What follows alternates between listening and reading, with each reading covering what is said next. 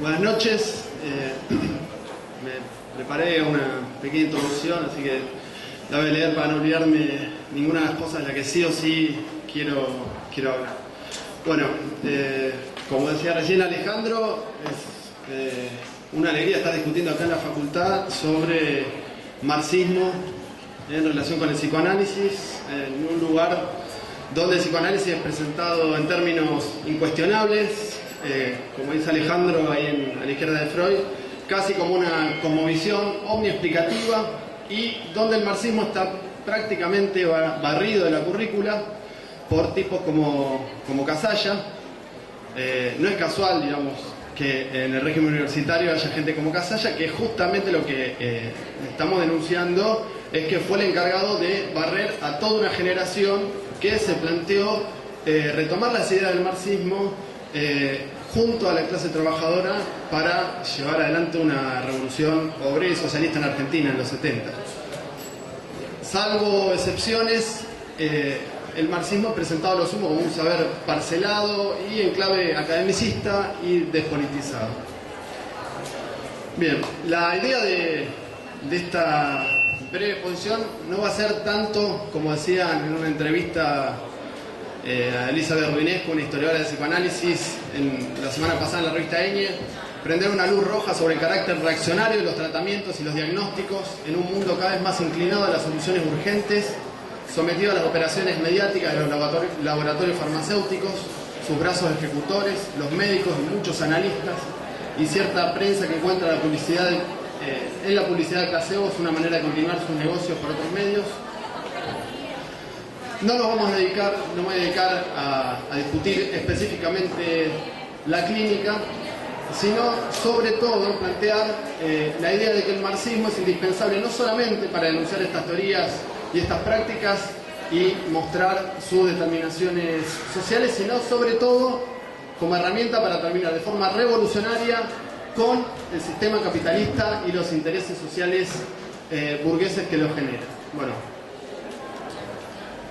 vamos a empezar con un análisis de las ideas que tiene Freud mismo sobre el marxismo, los puntos de vista sobre la historia y lo social en los que son llamados escritos sociológicos, que son, digamos, textos como la conferencia 35 de las nuevas conferencias de introducción al psicoanálisis, el malestar en la cultura, el porvenir de una ilusión, por qué la guerra.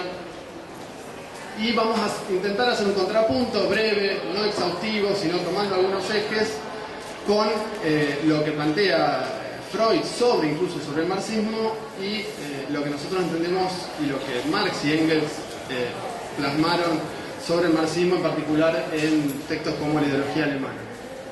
Después, lo digo ahora, después lo vamos a retomar nuevamente, voy a plantear una idea de que es necesario, frente a esta reapropiación de la idea del marxismo que hace la academia, que lo presenta justamente en forma a lo sumo parcelada, escindiendo teoría, a lo sumo algunas críticas aisladas de la práctica política, vamos a plantear la idea de que es necesario tomar el marxismo y que el marxismo efectivamente es una unidad que implica cuatro aspectos. Por un lado, una concepción del mundo que tiene como fundamento más general la dialéctica materialista. Por otro lado, una crítica científica a la economía política, a través de ella los fundamentos del capitalismo, tal como están en el Capital.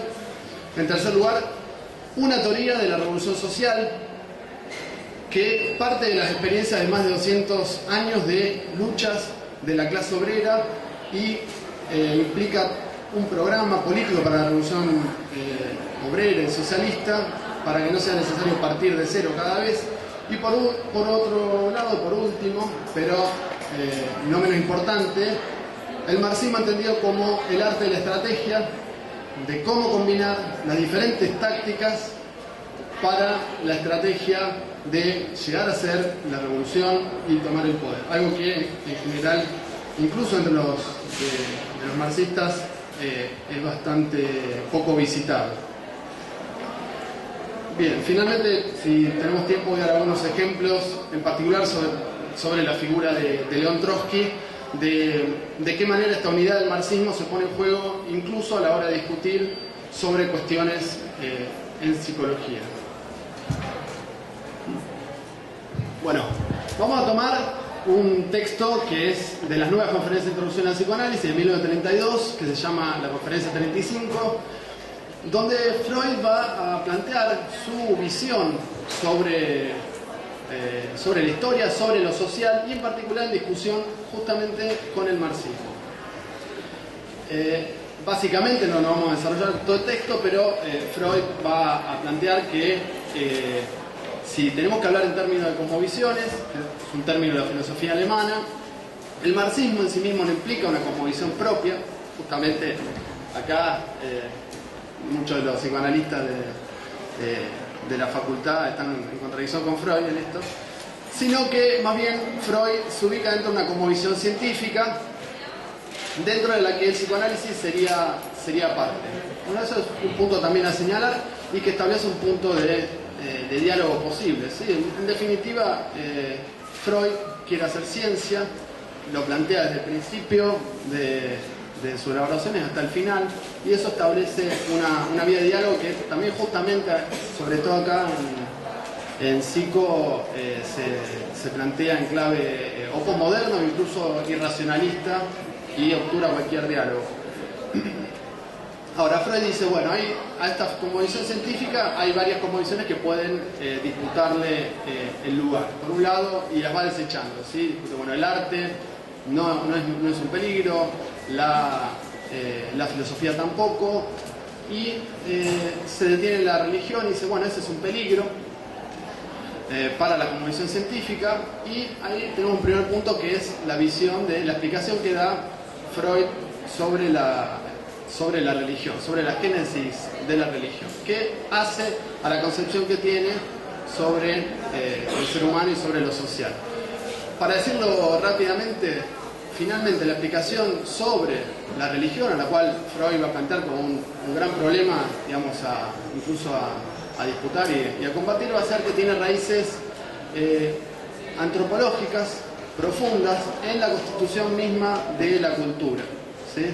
Y ahí hay un primer punto. Freud va a plantear que la cultura es posible solamente a partir de la represión de ciertas pulsiones primordiales, a partir de la cual se va a desarrollar la cultura, y esto justamente en clave más biológica y en forma de mito, ¿sí? Bueno, todos habrán leído Tótem y Tabú, en la facultad se lo da bastante, y también como un mito para explicar claro, se lo da así como si hubiera pasado y como si fuera algo completamente indiscutible. Bueno, acá lo importante que quiero resaltar es que la explicación que va a dar de lo social Freud va a partir de un determinado tipo de explicación mítica, en donde hay una represión primordial, ¿sí? La horda que asesina al padre y luego lo introyecta, que es el origen de la culpa, etcétera, etcétera. Esa es la explicación de la religión a la cual Freud quiere combatir. Segundo punto, Freud va a plantear que si hay alguna posibilidad de unificar a los seres humanos es a través de la razón. Va a plantear que es necesario dar una lucha contra este tipo de explicaciones religiosas, apoyándose en la razón, y la razón va a ser un posible unificador de los seres humanos para lograr una sociedad mejor. Bien, otro punto que plantea Freud, que es muy importante para entender que estas cuestiones, si bien parece que Freud se está refiriendo solamente a la historia, van a moldear justamente la visión que tiene Freud sobre las posibilidades incluso de terminar con la miseria, de construir una sociedad que no genere esta opresión y la miseria psíquica con la que se encuentra. Bueno, Freud tiene una concepción donde hay una agresividad, y una agresividad originaria. Me plantea que el hombre es el lobo del hombre. Tiene una visión contractualista, ¿sí? Frente a estas pulsiones que están presentes en cualquier persona, es necesario un tipo de contrato social para poder vivir en sociedad, ¿sí? Es una forma de justificar la existencia misma del Estado, ¿sí? Y justamente va a plantear que es necesaria una represión, que lo mejor que puede pasar va a ser que exista un grupo de hombres decididos que se apoyen en la razón para conducir los destinos de la sociedad, y que hay una necesidad del Estado, si bien él no lo pone en términos históricos, lo plantea en términos ahistóricos, sí hay una necesidad de instituciones que regulen la agresividad de las personas. Bien, esos ejes. Ahora, ¿qué dice respecto al marxismo Freud? Él va a decir, en primer lugar, que no conoce mucho sobre el marxismo, lo cual, bueno, es llamativo. En realidad, si uno ve, hace poco salieron varios libros, uno se llama Freud y los bolcheviques, donde Freud estaba, primero, la Revolución Rusa, estamos en 1932, la Revolución Rusa había tenido un impacto enorme. De hecho, en 1917, 1918, 1919 se dan intentos revolucionarios en Alemania, está en plena lucha contra el fascismo. Freud conocía lo que pasaba en Rusia, pero va a plantear que no tiene una idea muy acabada sobre el marxismo, más bien va a decir que el marxismo plantea la historia como una historia natural, ¿sí? Como una sucesión teleológica de diferentes etapas que se van desencadenando de forma dialéctica. En definitiva, lo que hace Freud es caricaturizar al marxismo, confundiéndolo con el estalinismo, que efectivamente va a plantear una visión teleológica. Ahora, bien, me interesa resaltar justamente qué va a plantear Marx y Engels, cuál es su visión sobre lo social y sobre la historia. En primer lugar, la concepción materialista de la historia que desarrollan, por ejemplo, en la ideología alemana, Marx y Engels, en discusión con una posición contemplativa, pero un tipo de materialismo contemplativo, va a plantear que justamente de lo que hay que partir es que los seres humanos son seres que generan sus propios medios de subsistencia de forma cooperativa, a partir de lo cual se generan nuevas necesidades, y ese es el hecho fundamental para poder entender la historia. Al revés de lo que va a hacer Freud, que va a plantear que en la historia hay determinaciones individuales desde las que hay que partir para entender, por ejemplo, la existencia del Estado. Freud va a plantear que hay que partir al revés.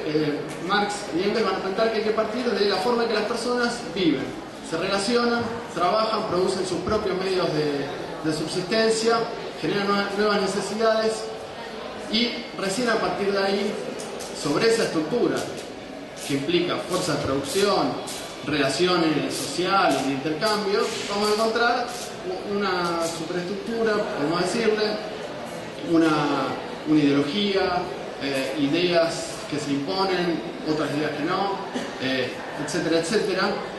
Y entonces hay un primer punto acá que frente a esta visión antropológica que va a plantear Freud, y que va a entender al marxismo más bien como estalinismo. La concepción de Marx y Engels parten al revés, ¿sí? Entonces, justamente a partir del desarrollo de las fuerzas productivas, de la división del trabajo, de la generación de un excedente social, aparecen grupos sociales y clases sociales que se van a apropiar de ese excedente, y en cada momento histórico vamos a encontrar una forma de producir y unas clases que van a ser las clases productoras y clases que van a ser clases dominadoras, ¿sí? Para entender el Estado, siguiendo la concepción materialista de la historia, que se presenta como un interés social, como si fuera el interés común, tenemos que entender que hay una clase en el capitalismo, la burguesía, que maneja al Estado como un instrumento de coerción para seguir garantizando la explotación. Y para justificar esto aparecen explicaciones ideológicas que justifican justamente la existencia del Estado. Bien, segundo punto. Freud va a dar una definición sobre las masas, donde va a plantear que es necesaria una represión, una compulsión para que las masas trabajen. Va a plantear que, por ejemplo, el experimento que se está haciendo en Rusia en estos momentos, lo plantea en estos términos, ¿sí? Se refiere a la Revolución Rusa. ¿Sí? Él no se puede pronunciar mucho sobre cómo va a terminar, pero más bien tanto en la conferencia del 35 como en el porvenir de una ilusión, en el malestar de la cultura, va a plantear que no va a llegar a buen puerto la Revolución Rusa, porque justamente es imposible un cambio revolucionario, sino que más bien de lo que se trata en este tipo de fenómenos sociales, va a decir, es de una especie de narcisismo de las pequeñas diferencias, ¿sí? Así como hubo enfrentamientos entre judíos y cristianos, dice él, el marxismo plantearía algo así como una lucha entre burgueses y proletarios, y es imposible luchar por un cambio revolucionario, sino que más bien lo que hay que hacer es ir educando a las masas, ¿sí? Esa es la concepción que va a plantear Freud. Frente a esto, justamente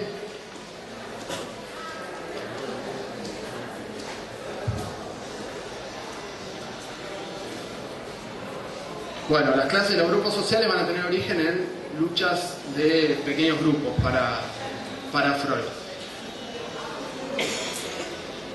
Justamente, frente a esta concepción, ¿y por qué es necesario retomar las ideas del marxismo? El Estado, por ejemplo, esta concepción que va a plantear Freud permea y va a determinar y está en la base sobre la idea que se hace, por ejemplo, cualquiera que toma, digamos, de buena fe estos desarrollos para entender la sociedad. En la facultad, decíamos, y en general en la academia, se toma el psicoanálisis para explicar todo, para explicar lo social, la historia, etcétera, etcétera. ¿Esto a qué lleva? A una visión escéptica sobre las posibilidades de una revolución social, y más bien a la visión de que es necesaria cierta represión, que es necesario el Estado, porque si no nosotros caeríamos bajo estas pulsiones primordiales. Y plantea Freud que a las masas no les gusta trabajar, que las masas son ociosas y que si no fuera porque existe esa represión no habría trabajo en la sociedad. Voy a leer la cita porque no quería leer muchas citas, pero esta es bastante ilustrativa. Tan imprescindible como la compulsión al trabajo cultural es el gobierno de la masa por parte de una minoría. Por las masas son indolentes y faltas de inteligencia. No aman la renuncia a lo pulsional y es imposible convencerlas de su inevitabilidad mediante argumentos, y sus individuos se corroboran unos a otros en la tolerancia de su desenfreno. Dice Freud, 1932, la conferencia 35. ¿Cuál sería la salida que plantearía Freud? Recordemos que estamos en pleno ascenso, en lucha entre revolución y contrarrevolución, pleno ascenso del nazismo, el estalinismo, como bien lo denunció Trotsky, estaba dando lugar con su política al surgimiento con toda la fuerza del nazismo. Y Freud dice, solo mediante el influjo de individuos arquetípicos que las masas admitan como sus conductores es posible moverlas a las prestaciones de trabajo y en las abstinencias que la pervivencia de la cultura exige. Resumiendo, dos propiedades de los seres humanos, ampliamente difundidas, tienen la culpa de que las normas culturales solo puedan conservarse mediante un cierto grado de compulsión. Son ellas que espontáneamente les gustan trabajar y que los argumentos nada pueden contra sus pasiones. Entonces, vemos acá que son dos puntos de vista contrapuestos. En otro lugar, en el porvenir de la ilusión, Freud dice, vamos a entender la cultura como las fuerzas productivas y las normas que regulan la sociedad. Y una sociedad que tiene a la mayoría de sus miembros insatisfechos dice, no merecería subsistir. Ahora, dice, bueno, se podría pensar que si hacemos una cultura más justa,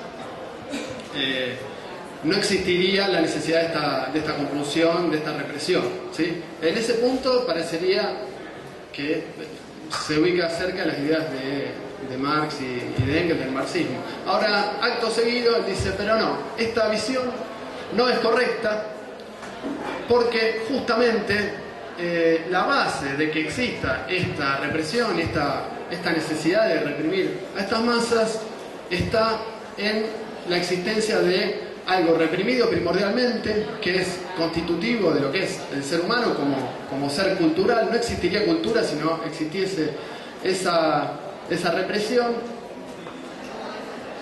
Y él dice, de este modo pasamos de lo social y lo cultural a lo anímico.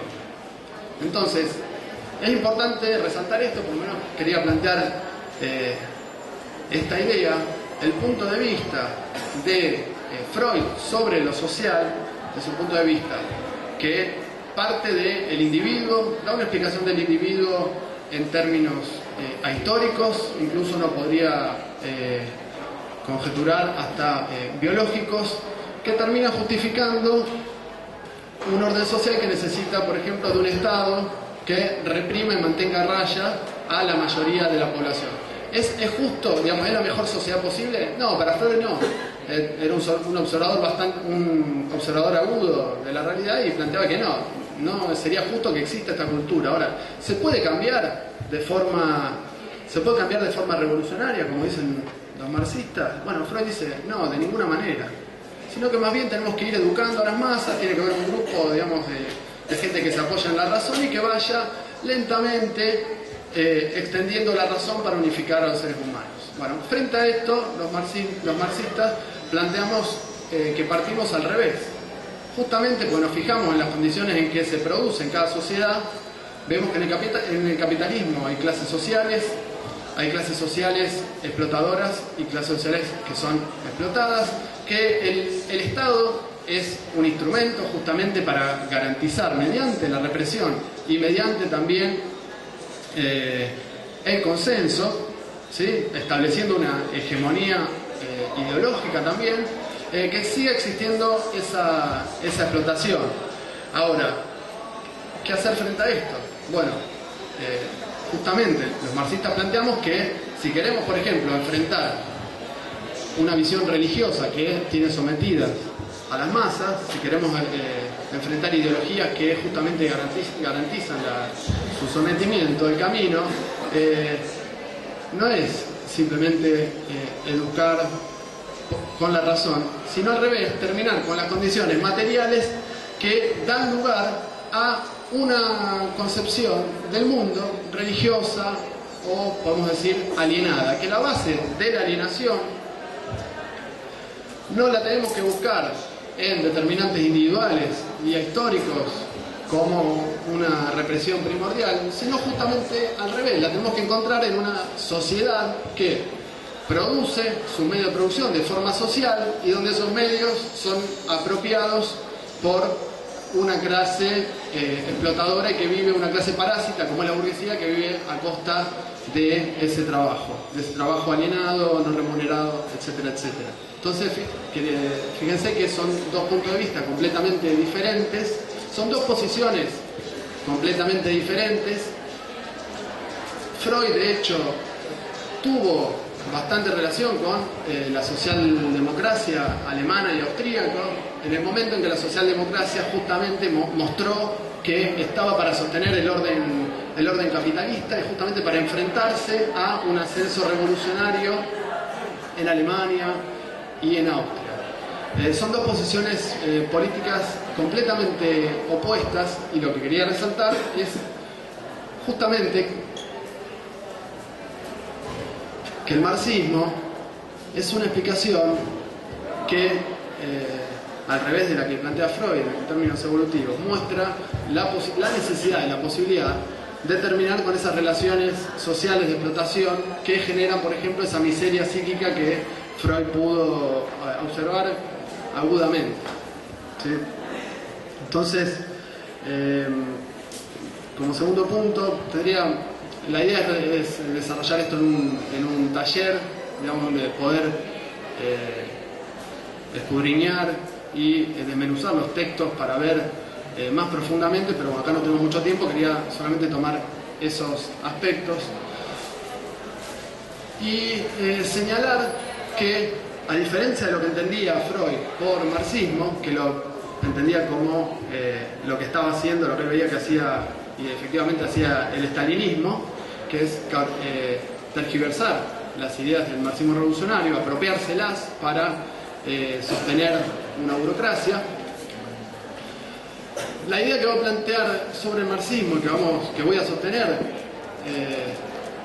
que es la idea que, por ejemplo, León Trotsky tenía el marxismo, lo entiende como una unidad.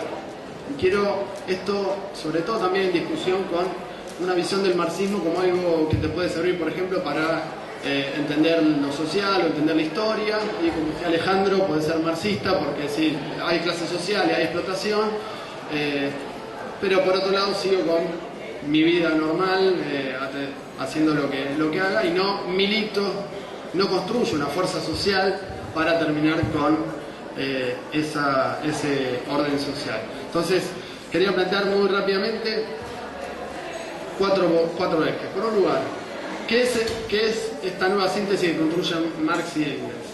Por un lado es una concepción del mundo, una concepción materialista, ¿sí? Sabemos Marx y Engels en discusión con el idealismo hegeliano, van a plantear una visión materialista que tiene como fundamento más general la dialéctica materialista. Es un método para comprender el desarrollo de lo nuevo, la generación de lo nuevo en la realidad, pero de ninguna manera es una concepción teleológica y que se pretende aplicar a todo, sino que más bien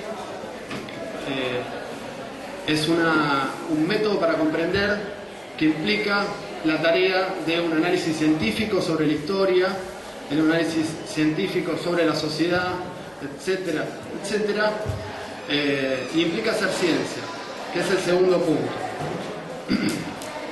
No hay que imponer las ideas a la realidad, sino justamente al contrario, buscar en la realidad en una explicación que va a ser una explicación material y no va a ser una explicación basada en ningún ente supramaterial. Por ejemplo, la explicación a la historia, que es lo que desarrollamos recién. Entonces, como segundo punto, ¿qué es el marxismo? Es una crítica científica de la economía política y a los fundamentos del capitalismo, como sistematizó Marx en El Capital. Ahora, no sé, eso no podemos tomar solamente esas ideas sin pensarlas constantemente en cada momento histórico. Por ejemplo, otros marxistas, como por ejemplo Trotsky, enriquecieron y desarrollaron análisis, por ejemplo, del fascismo, por ejemplo, del proceso de burocratización en la URSS, los procesos de bonapartización de los estados semicoloniales, por ejemplo, algo que sin lo cual es imposible entender, por ejemplo, qué fue el peronismo, etcétera. Entonces, segundo punto. Como tercer punto, ¿qué es también el marxismo? Es una teoría de la revolución que condensa más de 200 años de experiencia de lucha de la clase obrera. Es un programa político para no tener que partir siempre de cero, para que justamente la clase obrera y las clases subalternas no tengan que partir siempre de cero y puedan retomar ese programa para terminar con el capitalismo. Ese es el tercer punto. Y como último punto, ¿qué es el marxismo también? El marxismo es el arte de la estrategia.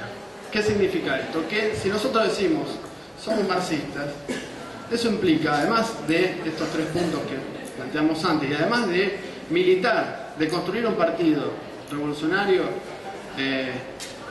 junto a la clase obrera, un partido de trabajadores, tenemos que pensar en términos estratégicos, tenemos que pensar en cómo actuamos constantemente, las diferentes tácticas en relación a la estrategia de tomar el poder, en relación al problema de la toma del poder, que esto en particular es algo que se mantiene tanto en el pensamiento de Marx y Engels, que en el momento en que sacan estas conclusiones, por ejemplo veíamos recién la ideología alemana, en el momento que sintetizan esta visión de la historia, esta visión del materialismo, y plantean esta crítica, es el mismo momento que empiezan a militar, ¿sí? Que empiezan a construir esa fuerza social, que es una fuerza social basada en la clase obrera, partidos y organizaciones para llevarlo adelante, ¿sí? Ahora, marxistas como Lenin y Trotsky, en un momento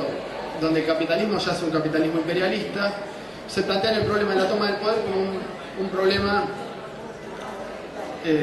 sin pensar el cual es imposible militar y llevar a buen puerto una revolución. Entonces quería destacarlo en términos quizá un poco por arriba, pero la idea es, si uno retoma las ideas del marxismo, tiene que pensar en estos cuatro niveles, ¿sí? No solamente ser materialista y tener un método dialéctico para comprender el mundo, no solamente leer el Capital, uy, qué bueno, tomo la idea de Capital, entiendo la alienación, entiendo el fetichismo de la mercancía, claro, el capitalismo. Bueno, acá hay algunas materias que también hay que decirlo, son de las pocas materias que resisten todavía. Por ahí se da un capítulo por ejemplo, de Capital, y está muy bien.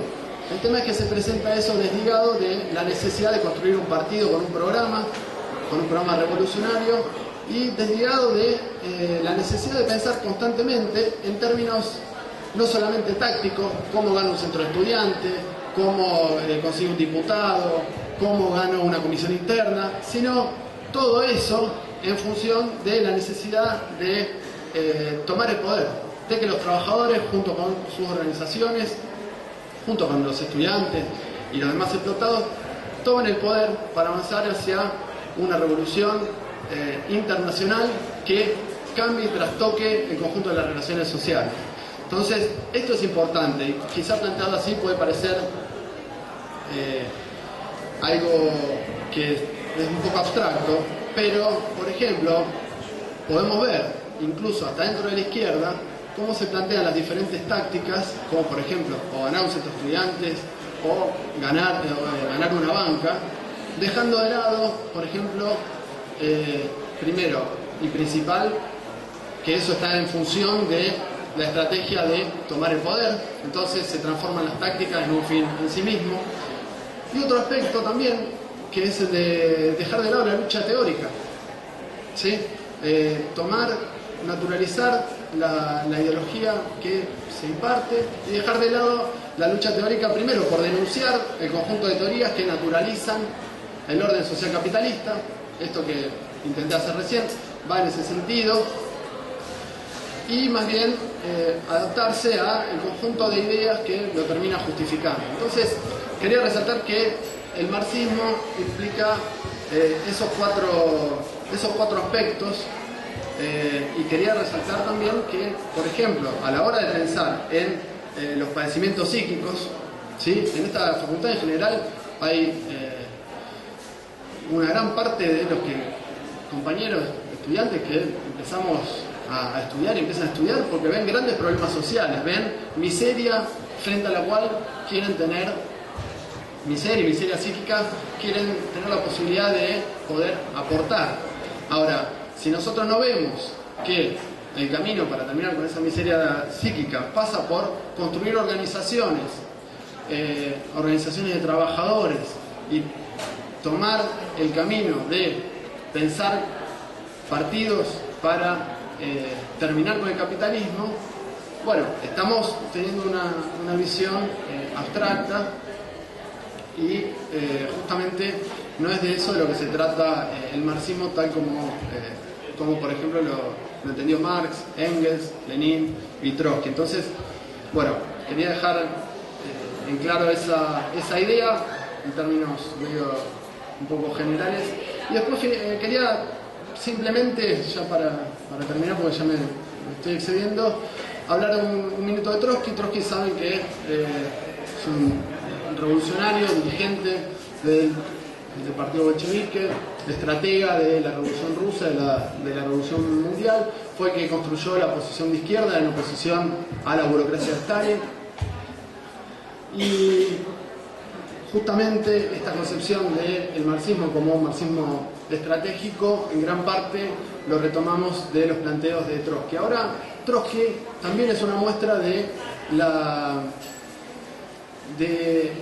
el marxismo abierto a pensar los diferentes problemas sin ningún tipo de dogmatismo, ¿sí? Y como una necesidad social de las masas. En 1927 quería citar simplemente un texto que se llama Cultura y Socialismo, donde al mismo tiempo que que Trotsky está dando una pelea contra el estalinismo, que está perseguido, que está enfrentando los grandes problemas de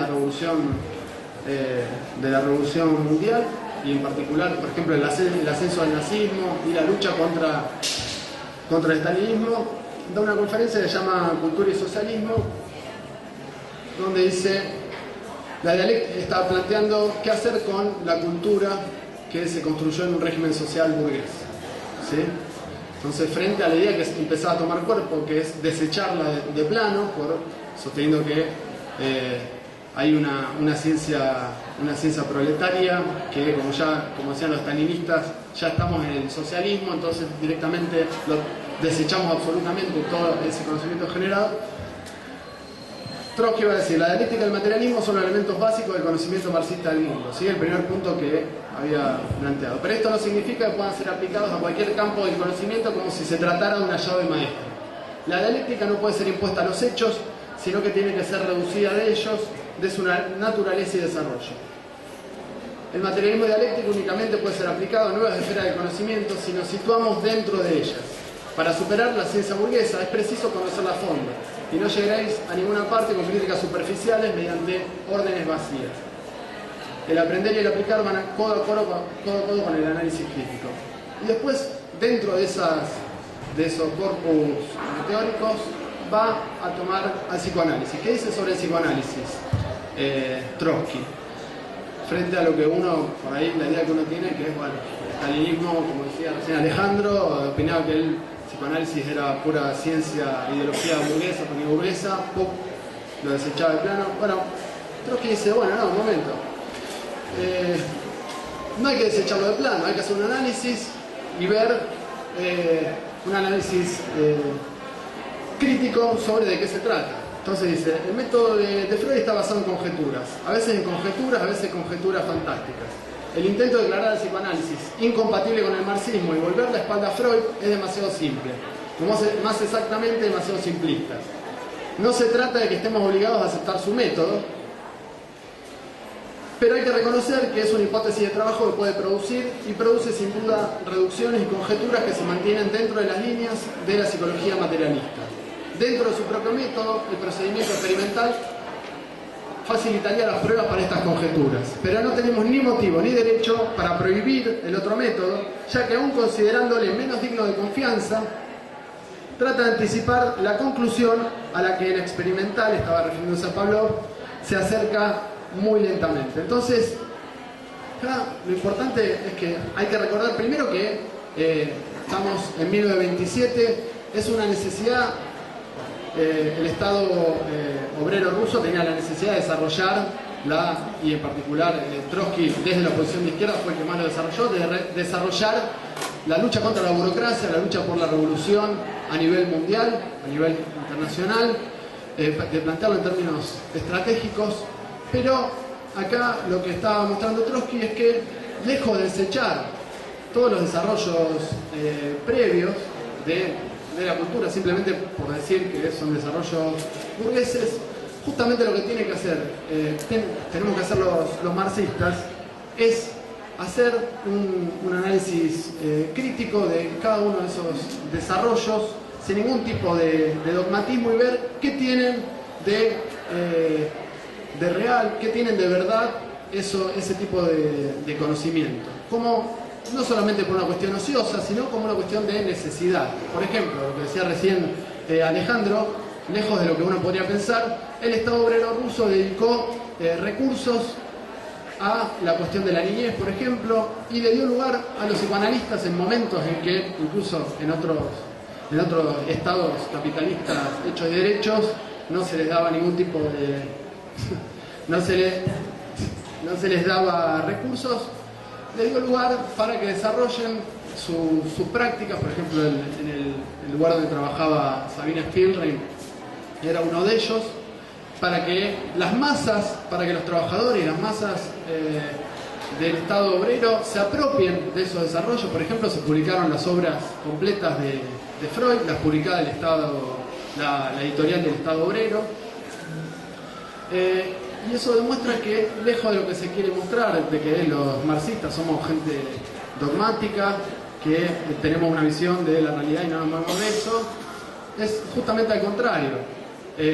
Opinamos que hay que hacer una crítica y una apropiación crítica de los diferentes desarrollos, justamente para ver, como intentamos hacer recién, el análisis de la concepción de la historia en Freud, qué hay de verdad y qué hay de naturalización, deshistorización o ideologización de esos conocimientos. Y eso lo hacemos, como muestra el ejemplo de Trotsky, al mismo tiempo que luchamos por construir partidos, por construir organizaciones donde la clase obrera las puede utilizar como herramientas en vistas de hacer la tarea estratégica que nos proponemos, que es hacer una revolución obrera y socialista. Entonces, la invitación es a tomar el marxismo en ese sentido, a tomarlo en estos 4 aspectos que decíamos, y es sobre todo, digamos, a poner en pie y a poner manos a la obra en construir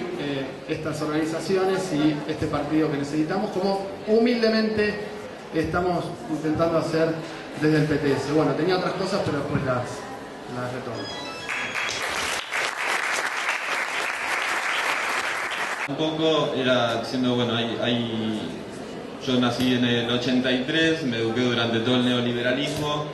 En el 2001 todavía no era muy consciente políticamente, tenía 17, 18 años, y el 2001 lo vi medio solapado, y a partir de eso tuve que empezar a revalorizar lo que había sido el 2001, el 2002 y todo el proceso de levantamiento de masa también que se había dado en Bolivia, por ejemplo. A partir de eso, como yo decía, en el 2008 se empieza a dar todo un proceso de crisis internacional, primero económica, y ahora ya convulsiones sociales. Se puede ver la foto de Marx en Wall Street, esa famosa foto que hay ahora dando vueltas por todos lados, o Max vuelve en Alemania, que vendió no sé cuántos tomos del Capital nuevamente. Entonces yo lo que me preguntaba, por lo que decía Juan, una pregunta hacia los dos, a ver qué concepción o qué respuestas podría dar, si podría darlas, Freud en un momento tan convulsivo como el actual, en una situación donde se cae de maduro que el capitalismo solo genera padecimientos. Vos nombraste muy al pasar, Alejandro, la situación de Italia, que están haciendo una ofensiva contra toda la salud mental y los dispositivos que había dejado Basaglia, me olvido. Bueno, la pregunta básicamente es esa, ante este nuevo contexto de convulsión mundial, que lo más cercano que tenemos es Chile en particular, ¿cómo se posicionaría el psicoanálisis y cómo se posicionaría el marxismo? Tómenlo los dos si quieren, o a desarrollar cada uno. Bien, a ver, lo que Juan desarrolló es la posición liberal de Freud, no el psicoanálisis, porque a mí una cosa acá en la facultad, como suelen decir, el psicoanálisis con mayúscula, como si hubiera uno. Esta también es una estrategia de dominación, considerar que es la visión del psicoanálisis.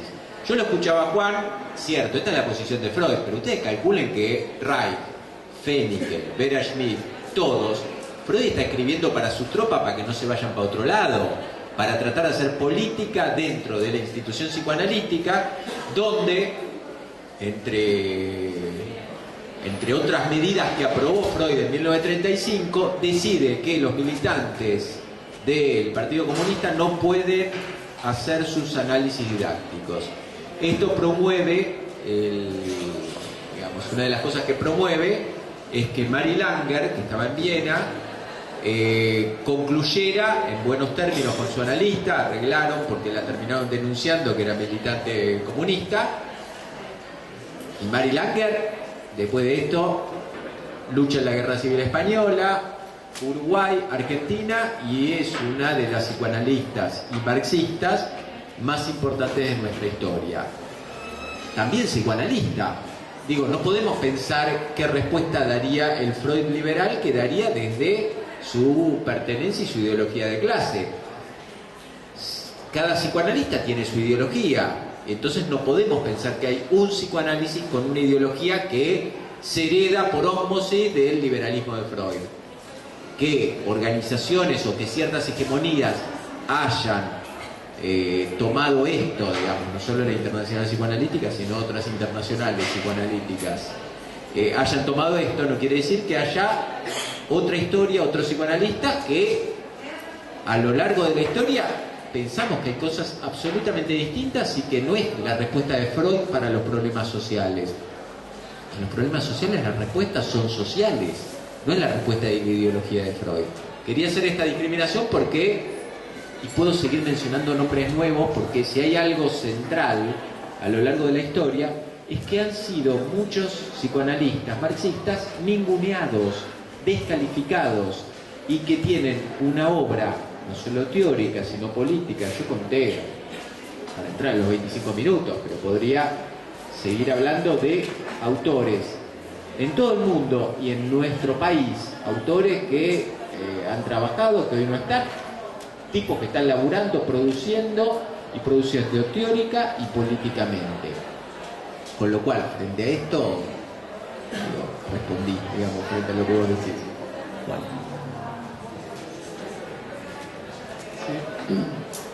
Sí, en primer lugar, lo que decía Emil, la respuesta es una respuesta política que tiene que partir de un programa de independencia política de las masas, de los trabajadores, para resolver los grandes problemas sociales que pone en juego la crisis. ¿Sí? Entonces, para decirlo rápidamente, si los trabajadores y las masas, incluso junto con los estudiantes, por ejemplo, de Medio Oriente o de Europa, no dan una respuesta, incluso, bueno, en Argentina mismo, si no hay una respuesta con un programa independiente, o sea, afectando los intereses de los capitalistas, frente a la crisis, vamos a mayores y mayores padecimientos. Entonces, si esto no se plantea claramente en estos términos, vamos a nuevas derrotas. Entonces, en primer lugar, lo que decíamos antes, retomar el marxismo como un programa político para resolver los grandes problemas sociales por medio de la revolución y por medio de afectar los intereses de la burguesía. ¿Sí? Por ejemplo, entonces son cantos de sirena los que plantean tipos como Pino Solanas, ¿sí? Que pretenden resolver los grandes problemas sociales por una vía evolutiva, ganando diputados, metiendo gente en el Parlamento, sin plantear la necesidad de una revolución social, obrera y socialista. ¿Sí? Entonces, que estaba con Ben en el 90, así que se comen cada uno de los sapos que plantean las diferentes...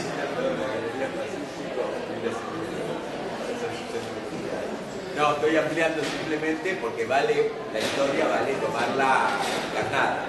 Yo decía, Pino Solanas estaba con Menem, con la revolución productiva. Si le hubiera dado las Galerías Pacíficos en vez de armar un shopping para hacer el centro cultural que quería, se hubiera quedado. Digo, condiciones básicas de materiales, ¿o no? No dije nada más. Lo que pasa es que me acuerdo de esas cosas. Sí, incluso los compañeros que piensan de buena fe que de la mano de alguna burguesía nacional se pueden llegar a resolver los grandes problemas de Argentina o de cualquier país. Es una cuestión política y implica retomar el tercer punto que había planteado, que es el programa político, que es un condensado de experiencias históricas de 200 años de luchas obreras. ¿Sí? Ahora, si nosotros tomamos ese programa y nada más, y no planteamos constantemente que nuestras luchas tácticas, por ejemplo, la lucha que dieron los compañeros de la Juventud de PTS junto a los trabajadores de la alimentación hace 2 semanas por enfrentar al burócrata Daer, si no planteáramos que esa lucha la pensamos en el sentido de cómo construir un gran partido revolucionario para hacer la revolución y nos conformáramos solamente con sacar el 40% de los votos, estaríamos cometiendo un error. Así que el otro aspecto que yo había señalado. Quería retomar, por esto que decía Alejandro, y también en este sentido, algo que yo trato de pensar, digamos, de ver cómo entenderlo de hace tiempo. En Argentina hubo, después del mayo del 68, y a nivel mundial, dentro del psicoanálisis, una escisión que fue de todo un sector de izquierda que se planteó construir un psicoanálisis de la mano de las luchas de los explotados, de los oprimidos, y que se llamó primero Plataforma Internacional y después acá en Argentina Plataforma y el grupo Documentos, ¿sí? Sacaron una publicación que se llama Cuestionamos, que acá, bueno, Alejandro es autor de uno de los del libro, digamos, que más fielmente muestra ese proceso. Ahora, Mary Langer fue parte de ese proceso y es, digamos, como la compiladora del primer libro que se llama Cuestionamos. Entonces, en la introducción al libro plantea su visión de cómo entienden a Freud, en el sentido que más o menos planteaba Alejandro. Ahora, ¿qué tiene que ver? Bueno, lo leo. Miren lo que decía Mary Langer. Dice: ¿desde cuándo cuestionamos? Antes de escribir lo nuestro, dar un breve resumen de un cuestionamiento diferente y similar ocurrido hace mucho. Nuestro proceso porteño empieza a tomar forma concreta desde el cordobazo. ¿Sí? La lucha de los obreros y los estudiantes, que justamente ahora se están cumpliendo 43 años, abre todo este proceso junto con el Mayo francés, la lucha de la clase obrera francesa. Y dice Mary Langer: el de los colegas uruguayos se inicia con la muerte del estudiante Luis Arce. Leyendo a Wilhelm Reich, descubrí la similitud de los hechos que llevan a los psicoanalistas a asumirse políticamente. El 16 de julio de 1927 hay una huelga en Viena. Se realiza una gran manifestación. No se sabe bien cómo ocurrió, pero súbitamente la policía hizo fuego sobre la gente desarmada. Reich estaba entre ella. Definirá posteriormente lo vivido como una lección práctica de sociología. A partir de esta experiencia tomó la decisión de instrumentar su saber psicoanalítico en favor de la lucha de liberación. Y cita Reich: si yo me dediqué al movimiento de higiene mental, no fue precisamente para curar a unas cuantas personas o mejorar su salud. Comencé después de 16 de julio de 1927, cuando se mató a 100 personas en la calle y fueron heridas unas 1000. ¿No? Entonces Reich es la referencia para todo este sector de psicoanálisis. Y sigue: para Reich, la lucha contra el fascismo y en pos del socialismo pasa por la liberación sexual. El padre de la familia actual, llena de tabúes, el tiránico padre edípico reprime las manifestaciones eróticas, etcétera, etcétera. ¿Sí?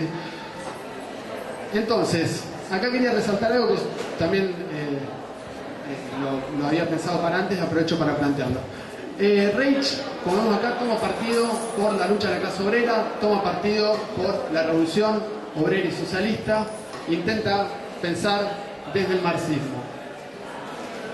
Ahora bien, si dijéramos eso nada más, no estaríamos diciendo toda la verdad y tampoco nos serviría de mucho. ¿Sí? Así como retomar solamente los 70 de forma crítica, sin hacer un balance estratégico de esos procesos, tampoco nos serviría de mucho para la lucha que tenemos que dar hoy. Entonces habría que decir lo siguiente: esta lucha que daba Reich la dio en gran parte dentro del Partido Comunista Alemán, que obedecía a las directivas del estalinismo, ¿sí?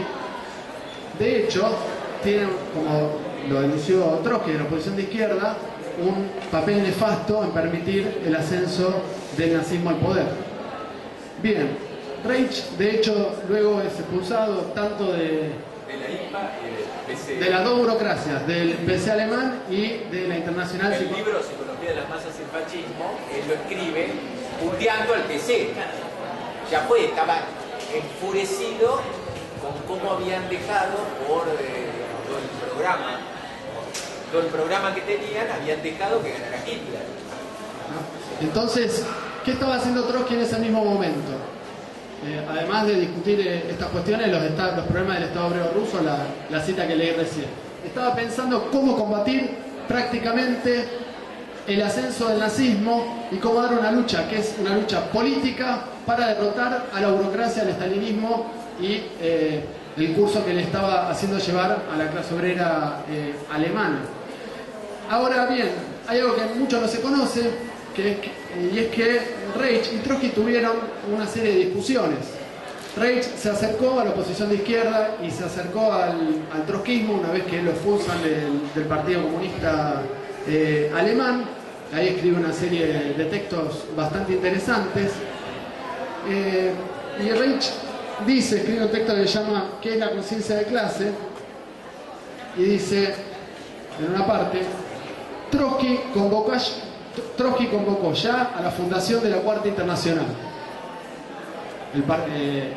la agrupación revolucionaria de la clase obrera mundial, en contraposición a la Tercera Internacional estalinizada. ¿Sí? El Partido Obrero está en principio de acuerdo, ¿sí? Es el Partido Obrero Socialista, donde estaba acercando Reich. Dice, pero quiere lograr la nueva internacional Trotsky como resultado de la reunión de la clase obrera, y en lugar de ponerla como Trotsky al principio y de efectuar con esta consigna la reunión. Entonces, el partido al que se está acercando Reich dice está en principio de acuerdo, pero quiere lograr la nueva internacional como resultado de la reunión de la clase obrera, en lugar de ponerla como Trotsky al principio y de efectuar con esta consigna la reunión. Dice, en el movimiento sexual político la cuestión se plantea como sigue, o sea, es la posición de Reich. Hay que crear inmediatamente una organización e iniciar una campaña en su favor, valiéndose de su programa, como dice Trotsky, crear la Corte Internacional para dar esa lucha, que es una lucha política. O bien hay que dejar primero que la ideología y el programa lo penetren todo y solo luego llevar a cabo la reunión organizadora sobre una base más amplia. Nos decidimos, dice Reich, por el segundo de estos dos caminos y creemos que la organización flexible previa presenta muchas ventajas, no implica una delimitación prematura, evita el peligro de acuerdos sectarios, posee mayores posibilidades de penetración.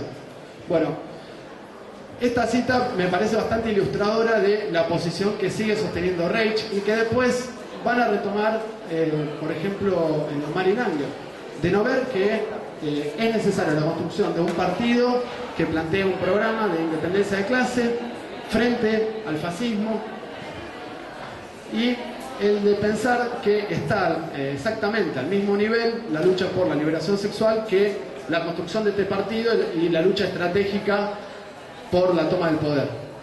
Entonces, yo creo que ahí incluso tenemos una tarea que es la de hacer un balance, digamos, de estos procesos históricos, pero esto es bastante ilustrativo, ¿sí?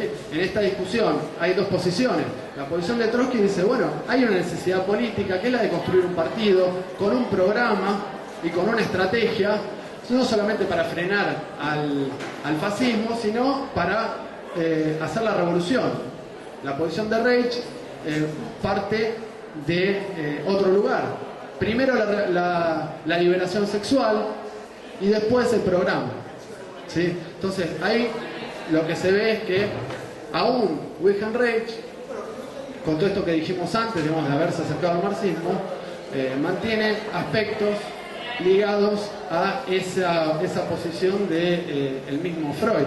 Después, en los 70 podemos discutir también, pero Mary Langer y qué es lo que pasó con todo este movimiento, digamos, se pusieron en la tarea de construir ese partido con un programa de independencia política. Bueno, en general no, más bien terminaron atrás de proyectos nacionalistas burgueses, ¿sí? Como el regreso de Perón, etc. Algunos sí se acercaron al trotskismo, pero por ejemplo Mary Langer no, se acercó más al peronismo, ¿sí? Entonces, acá entramos en las diferencias y veo la hora. A ver, yo remarcaría, una cuestión es la posición política de distintos psicoanalistas y de lo que fue la izquierda freudiana, y los devenires de posiciones políticas personales, donde uno puede acordar, no acordar, los debates y todo. Otra cuestión que me parece central al menos para empezar, es la pertinencia de lo que el psicoanálisis le puede dar al marxismo. Que esto que Reich, o que podríamos llamarlo concretamente los factores subjetivos. Me parece que ese es el punto de riqueza como para empezar. A partir de ahí hay distintas posiciones porque hay distintas maneras de pensar el psicoanálisis. Yo tomé nota, digo, hay una cantidad de cosas y de problemáticas para pensar a nivel teórico-técnico, podríamos decir. Sencillamente, bueno, cómo considerar la cuestión de la represión, cómo considerar, digo, esto por ejemplo lo trabajó Marcuse, y uno, digo, lo que dice Freud ahí ya es viejo en los 60 cuando Marcuse habla del plus de represión necesario para existir en el capitalismo. Este es un punto. Pulsión de muerte. Al día de hoy lo que, digamos, lo que termina sucediendo es que cómo incluimos, sin incluir y justificar destrucciones, la cuestión de la pulsión de muerte. En esto, los textos y toda la línea que viene desarrollando Enrique Carpintero es para mí fundamental para no crear la ilusión de que terminamos con el capitalismo, terminamos con la maldad y con el lado siniestro que tenemos cada uno de nosotros. Es fundamental, pero es fundamental a nivel teórico que tiene consecuencias concretas. Y estoy hablando de pequeños aportes, digo, que fue mencionando y que hubo mucha gente que laburó y que vale la pena pegar la vuelta y leer. Toda la cuestión, la miseria psíquica, ¿hasta dónde es por la sociedad en que vivimos o hay una cuota de miseria psíquica que tenemos que pensar que es necesaria por la cuestión conflictiva de la subjetividad? Digo para no caer porque estos fueron debates centrales para no considerar de alguna manera un reduccionismo del otro lado, digamos. Yo dije un reduccionismo de que todo venía por el conflicto dentro del aparato psíquico e histórico, o considerar lo contrario, que todos los conflictos vienen por la sociedad y que cambiando esto cambia todo. Esta era la lectura que tenía más bien Freud del marxismo ingenuo, claro, del estalinismo. Esta era la lectura que Freud critica, pero nosotros tenemos que darle otra vuelta de tuerca. Otro punto, dije todo esto, son las cuestiones en cada momento histórico de las elecciones políticas, que estamos en otro plano. La discusión concretamente 32-33, Reich-Trotsky. Partido antes, bueno, estas son discusiones que merecen darse y que además merecen revisarse. Vos decías en los 70. Plataforma, y hemos investigado y entrevistado una pila de gente, de protagonistas. Y Plataforma era un conjunto que terminó estallando a los 2 años. Por ejemplo, Pavlovsky estaba para un lado, había otros que estaban cerca de los montos, había otros que estaban independientes. Estaba León Rosinger, que estaba, digamos, con su posición, y que fue quien les enseñaba, una de las cosas centrales era con quienes se sentaban a leer los escritos mal llamados sociales, o los escritos donde marcan las huellas de lo social en la subjetividad. Esto enseñaba León, pero les enseñaba y discutían los textos para pensar. Y gran parte de esto que leíste de Emily Langer que venía por ahí. Bueno, son todas experiencias, como decía Juan, para ponerse, repensarlas y repensarlas en la actualidad. ¿Qué dejamos como en todo trabajo de herencia? Cuando uno hace una herencia, uno tiene que... No. Cuando uno retoma la herencia, ¿qué dice? Y bueno, yo me quedo con esto. Y todo esto, bueno, esto la verdad no sirve para nada. Pero hay cosas de la herencia de todos estos debates que dan. Dejo la palabra porque si no me quedo hablando. No, está bien, simplemente para hacer un aporte. Tú citaste a León Rosinger. Sí, León Rosinger toma la subjetividad como...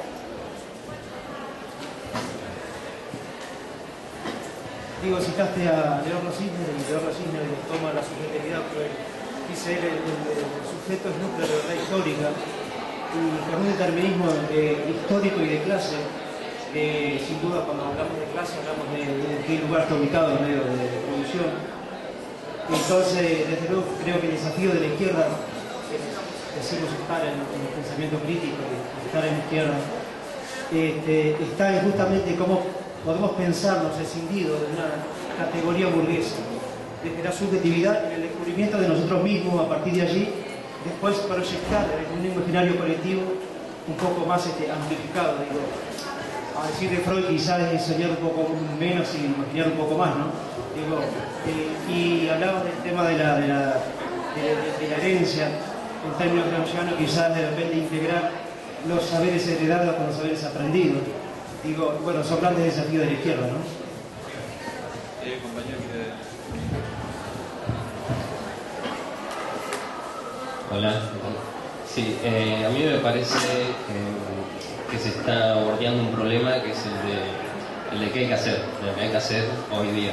En 2012, después de todas estas experiencias históricas que estuvieron recuperando, y qué hay que hacer me parece en el sentido específico del psicólogo, como dijo Alejandro, que esto se planteó, o sea, en ese momento Rosichner discutiendo con Guillaume Rivière, con Blecher, con Caparrós, discutiendo el caso de Pulitzer. Bueno, el psicólogo, ¿tiene algo que aportar a la revolución o no? Entonces, en este sentido, a mí me parece que... No, por eso, a mí... Me estoy acordando la posición. Acá era, por acá. Yo no estaba. Tampoco, recién Pero... Está bien. A mí me parece que es en función de darle una salida práctica. Yo soy estudiante de esta facultad. Darle una salida práctica a muchas intenciones, como dijo Juan, creo, que tiene uno cuando ingresa a la facultad y que dice, bueno, yo curso una materia y me dicen, no, acá en esta materia es así, en otra puede ser distinto. Mirá, o sea, para mí la realidad es una sola y los problemas de la gente se abordan de... O sea, está bien, uno puede tener distintas interpretaciones, pero ese tipo de dogmatismo estancado en cátedras lleva a eso. Entonces a mí me parece que hay una, digamos, mi pregunta, igual más general para ustedes dos, es qué hay que hacer, dado que, bueno, estamos en el 2012 y hay una tendencia, el surgimiento de tendencias políticas revolucionarias después del 2001, de toda la experiencia que hubo. Digamos, en todo caso no hubo lo que hubo después del 69 que planteaban ustedes, esta tendencia de la radicalización de los psicólogos, como en un sentido práctico también. Si uno piensa en lo que era la Federación de Psicólogos en ese momento, que había militantes de izquierda que llevaban adelante tareas prácticas concretas que los llevaban a organizarse para darle una salida real a estos problemas. Eso por un lado. O sea, me parece que habría que pensar, bueno, cómo desarrollar la psicología, más allá del psicoanálisis. Creo que el psicoanálisis, Freud mismo decía que era parte de la psicología. La psicología como ciencia, y como ciencia también en el sentido de la intervención en la realidad concreta. En este caso me parece el ejemplo de Wilhelm Reich, más allá de... Yo sabía que iba a salir en algún momento el dogmatismo trotskista, de que no era trotskista. Y bueno, sí, obvio, no era trotskista y estuvo en discusión con Trotsky, pero hay que ver cómo uno asimila eso críticamente y dice, bueno, ¿qué tomo yo de Reich? Creo que eso, y no sexpol, digamos, como decir, bueno, vamos a crear una sexpol argentina, sino, pero creo que hay una falta, yo mismo lo encuentro como futuro psicólogo, una falta concreta de un modelo de psicólogo revolucionario en la Argentina que le dé una salida práctica a mucha gente que quiere hacer algo a favor de la fuerza social revolucionaria, pero encuentra un vacío. Se encuentra psicólogos por acá, por allá, digamos. O sea, me parece que ese es el problema de lo que ha planteado hoy. acá. No, es un breve comentario sobre la... Obviamente la charla es compleja, aborda muchos elementos, una relación muy difícil de marxismo y psicoanálisis, y la posición de los marxistas ante una psicología, o cómo integrar una dimensión de la psicología en la visión del marxismo que, como bien desarrolló Juan, considera aspectos de la alienación, etcétera, la subjetividad, pero en un plano esencialmente social, y no a partir de esa discusión, no a partir del desarrollo de la psicología moderna. Ahora, me parece que a pesar de eso, la discusión sobre Reich es interesante porque si hay algo, Alejandro dijo en un momento que en el balance del ascenso del fascismo, en psicología, en el texto de Psicología de las Masas y el fascismo, Reich señalaba una falencia al mostrar, decía, nosotros, los comunistas, hemos señalado, no me acuerdo bien la cita, hemos señalado espléndidos desarrollos y explicaciones sobre las contradicciones económicas y sociales, pero no hemos apelado al sentimiento de, bueno, al sentimiento de las masas, etc. Y Hitler ha apelado a otro tipo de cuestiones presentes en la subjetividad de las masas alemanas.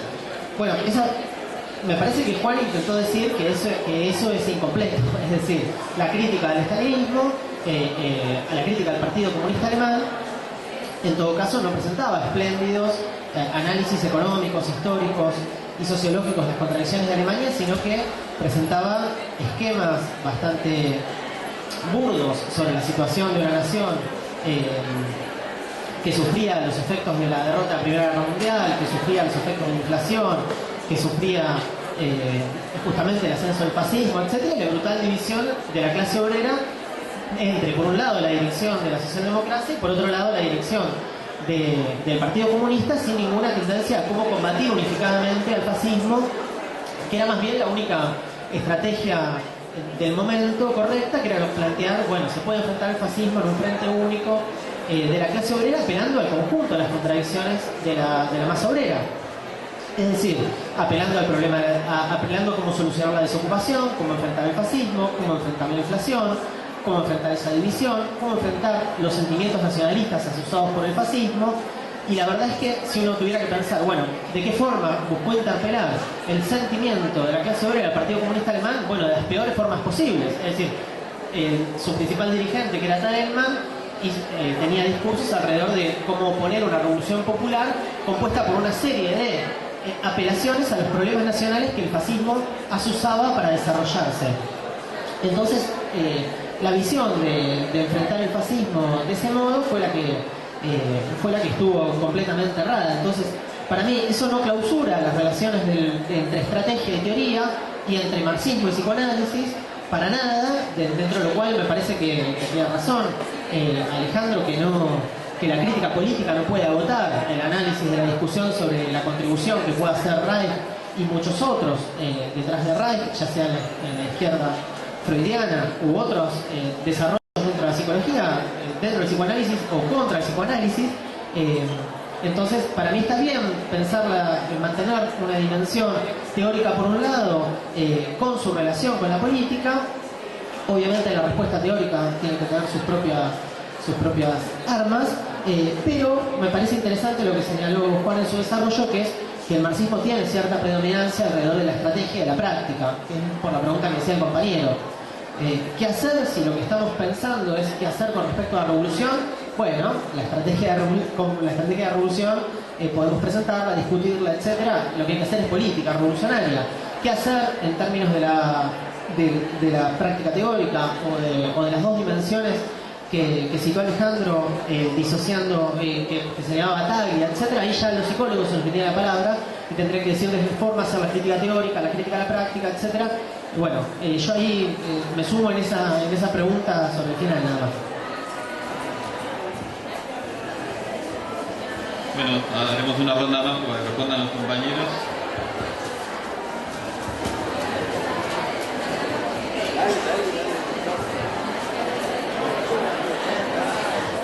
No, justamente en este sentido, yo tomé y desarrollé ciertos aspectos, en particular en relación a Freud, sobre la explicación que das de lo social, porque era el objetivo que había pensado la charla, era resaltar esta cuestión y mostrar lo que decía Gato recién de la unidad del marxismo en clave estratégica. Ahora, hay toda una serie de problemas muy complejos, como son los problemas incluso más particulares de la necesidad, por ejemplo, de la construcción de una psicología que no sea, por ejemplo, ni determinista biológica, ni reduccionista, ni dualista como las que vemos que proliferan, ni, por ejemplo, que no dé una explicación completamente abstracta de la subjetividad, solamente pensando que el discurso determina absolutamente toda la subjetividad, como hace la corriente hegemónica del lacanismo, etcétera, etcétera, que no tomé, pero que justamente lo que estoy planteando es que si partimos desde esta concepción del marxismo como una unidad de estos elementos, también se nos plantea como tarea discutir sin ningún tipo de dogmatismo ahí, diciendo completamente con lo que dice Nicolás, al contrario, lo que estaba mostrando es que, por ejemplo, en Trotsky no hay ningún tipo de dogmatismo, ¿sí? Más bien lo que está planteando es, hay que discutir concretamente con cada disciplina y ver en qué aspectos tiene una visión que puede ser verdadera y en qué aspectos no, en qué aspectos está pasando de contrabando una posición sobre lo social, sobre la historia, etcétera, etcétera.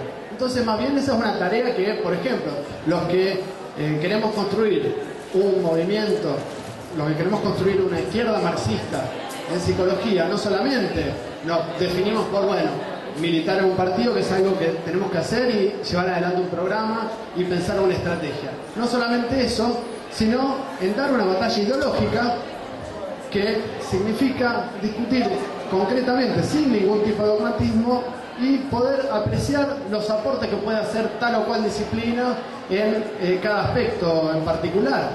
Y para eso es necesario retomar, como decía Alejandro, la herencia que tenemos, que es absolutamente rica y que lamentablemente, porque como decíamos antes, la universidad, la UBA y esta facultad la maneja una camarilla que justamente sostiene su propio poder, están obturadas o por tipos como Casalla están barridos. Tenemos que retomar eso, retomar todas estas discusiones, ¿sí? También el objetivo es plantear esa necesidad. Hay una agenda de discusión sobre el problema súper complejo que de ninguna manera yo ni pretendí agotar acá, ni mucho menos, que tenemos planteado hacer, siempre y cuando sostengamos que entender el marxismo como una unidad en clave estratégica significa que no podemos tomar cada aspecto por separado, ¿sí? Entonces va de la mano. Si nosotros queremos construir una izquierda marxista en psicología, por ejemplo, significa que tenemos que pelear por construir un partido, por una estrategia y por dar una lucha ideológica en el lugar donde se justamente producen y reproducen teorías y prácticas, ¿sí? Por ejemplo, algo que hay que retomar, no solamente a Reich. Reich merecería, por ejemplo, que retomemos y discutamos puntillosamente la obra. Yo acá señalé un aspecto que es donde me parece que bajo un aspecto más clínico están pasando concepciones más profundas ligadas a lo social. Por ejemplo, tenemos que retomar los desarrollos del programa que propone para la psicología Lev Vygotsky, ¿sí? Que justamente es un marxista que, al compás de las necesidades de la revolución del Estado obrero ruso, el soviético, y luego sufriendo la persecución del estalinismo, se plantea cómo contribuir desde la psicología con las necesidades de las masas y desarrollando un programa para la psicología que tiene que, decía Vygotsky, caer dentro de lo que es el materialismo histórico, pero no puede imponer el método y los conceptos directamente, extrapolarlos directamente desde Capital y meterlos a una explicación en psicología. No, tiene que hacer ciencia. Yo lo que intenté plantear es que hay que hacer ciencia, una de las tareas que tenemos, hay que hacer crítica y hay que hacer ciencia. En el caso de Vygotsky era una necesidad del Estado obrero ruso desarrollar una psicología que sea materialista, que tenga una visión dialéctica, que tome un método dialéctico, pero decía Vygotsky, para eso no podemos usar las citas de Marx y meterlas para explicar todo. No es una cosmovisión en ese sentido, como lo quería plantear Freud, sino que hay que hacer ciencia, hay que pensar cómo hacer una psicología materialista, no reduccionista, pero lo que decía Vygotsky no solamente lo hacía porque era una necesidad del Estado obrero ruso y justo con los recursos del Estado obrero ruso, Vygotsky decía, ahora, guarda, esto significa en primer lugar notar que lo que estamos presenciando, la subjetividad a la cual nos enfrentamos, no es algo natural y biológico y ahistórico, es un producto social y tenemos que ver que es una subjetividad alienada. Entonces, solamente luchando por terminar con una sociedad alienante, solamente luchando por extender la revolución a nivel mundial y terminar con el capitalismo, vamos a estar en consonancia con hacer una psicología verdaderamente científica. Porque hoy por hoy, decía Vygotsky, nos estamos enfrentando con un tipo de subjetividad alienada. No está desplegada porque la determinación en última instancia, que es la forma en que producen las personas, es una sociedad capitalista y alienada y alienante, por ejemplo. Entonces, ese problema está, hay que retomarlo. Si queremos construir una izquierda marxista en psicología, lo tenemos que retomar sin ningún tipo de dogmatismo. Y Trotsky es un ejemplo de que no hay ningún tipo de dogmatismo en el marxismo, no hay por qué tomar dogmatismo. Más bien, justamente, cuando aparecen dogmatismos, es por la necesidad de sostener intereses que no son los de la revolución, como el estalinismo. Entonces, bueno. Bien. Estaba mirando acá, no solo la obra, sino que es el primer encuentro, pero me parece que han surgido una cantidad de cosas. Yo voy a tratar de ser breve, voy a intentar, porque fue muy buena, digamos, las dos preguntas son muy... me hacen pensar mucho más. A ver, ¿qué hacer? Qué preguntita, ¿no? Digo, con ese título uno ya se amedrenta. Uno puede ver, primero, ¿qué hicieron? Uno puede pensar, a partir de esto que estamos diciendo, yo les puedo decir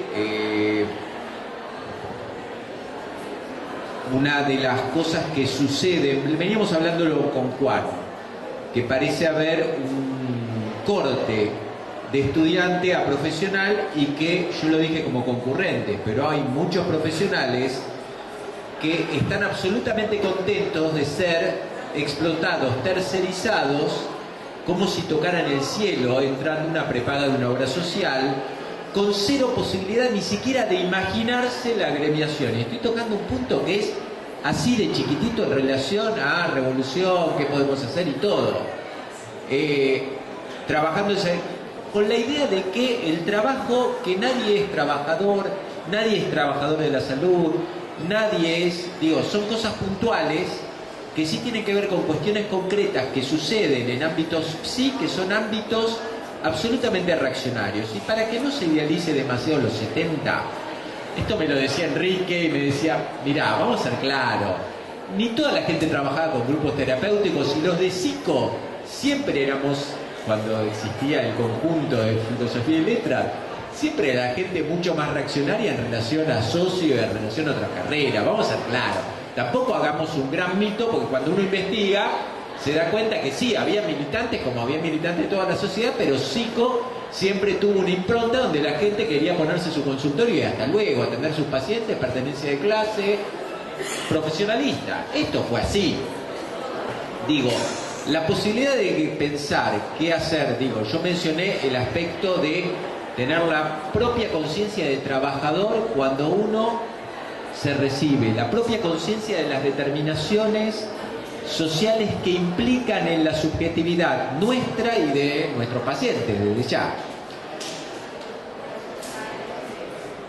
Esto me parece, porque ha quedado bastante de lado y varios compañeros se asentían en cuanto a, ¿qué modelo de psicoanalista, psicólogo? Pensarlo, psicólogo revolucionario queda, demasiado grande, pero siendo uno marxista, ¿qué cuestiones hace en su praxis, en sus teorizaciones? Y de esto hay mucho, hubo y hay muchos. El gran problema es el ninguneo y el olvido en los ámbitos académicos. Vamos a ser claros. Yo les podría mencionar unos cuantos que han sostenido su praxis de desarrollos. Uno de ellos, voy a seguir mencionando porque yo decía, lo de Reich. Frente al avance de lo que sigue siendo hoy hegemónico aquí, que es el estructuralismo, Rosichner había escrito en el 64, un texto que se llama La izquierda sin sujeto, donde ¿a dónde iba León? Decía, la izquierda que, si empezamos a pensar que todo, planes políticos y todo se maneja por cuestiones de estructuras, perdemos la corporalidad, la sangre, y termina siendo una izquierda sin sujeto. León en su análisis tuvo razón, porque el estructuralismo y el postestructuralismo y distintas variantes de considerar simplemente que son cuestiones estructurales han demostrado que no han avanzado demasiado de los 60 para aquí, y lo han demostrado en la práctica. No hubo muchos avances con esas ideas, y esto permite tomar herencias fructíferas que pueden dar mucho jugo para pensar, digamos, para leer, pensar y actuar. Creo que ahí tenemos, yo pensaba, estamos dándole una vuelta de tuerca a las mismas preguntas que se hacían Rosichner, Pillon-Rivière, Blecher. Yo decía, bueno, ¿qué hacer? En esas mesas, ustedes leyeron los cuadernos de psicología concreta, la mesa sobre ideología, ¿qué planteaban? Caparrós, de futuro montonero, decía, ¿qué hacer? Y yo voy a responder, él había estado en Cuba, lo que decía el Che. ¿Qué hacer por la revolución? Yo también, él decía, ¿qué hago? Le preguntaban como médico. Y él decía, y bueno, larga todo, yo también fui médico. Esa era una postura. Esa postura tampoco llevó demasiado lejos. Digo, era la postura que proponía Caparrós aquí, 1965, no me acuerdo la fecha bien, pero aquí en este mismo espacio. Blecher proponía psicólogo como agente de cambio, Partido Comunista. Digo, hay posturas que hay que revisar para pensar y para hacer hoy, pero que no pueden estar, y esto lo decía Juan, uno no puede dejar de considerar la unidad entre lo que hacemos, lo que pensamos, lo que teorizamos, lo que hacemos en distintos ámbitos para poder llevar adelante. Y jamás pensar, esto lo decía Juan en relación al marxismo, que tenemos todo ese bagaje de herencia de más de 100 años de psicoanálisis y marxismo para pensar, y de lo que, insisto, y con esto termino, de todo lo que el psicoanálisis puede aportar al marxismo, puede aportar en cuanto a los factores subjetivos, y que hubo unos cuantos que ya han pensado muchas cosas como para poder pensar y retomar, y que desde ya las puedan seguir, sobre todo ustedes que son los más jóvenes. Yo ya tengo 46, pero que hay un montón de cosas para poder seguir avanzando. Bien. Bueno, muchas gracias. Acá finaliza. Lo que sí, la próxima charla que vamos a dar de este ciclo, la segunda charla es el próximo jueves, puntualmente es sobre el desarrollo de Vygotsky, ahí como inició Juan un poco el debate. Ya Alejandro, estás invitado a venir y para futuras charlas también a desarrollar el extensísimo debate que se abrió acá, de que también abrió Nicolás y un par de compañeros. Así que bueno, gracias a todos.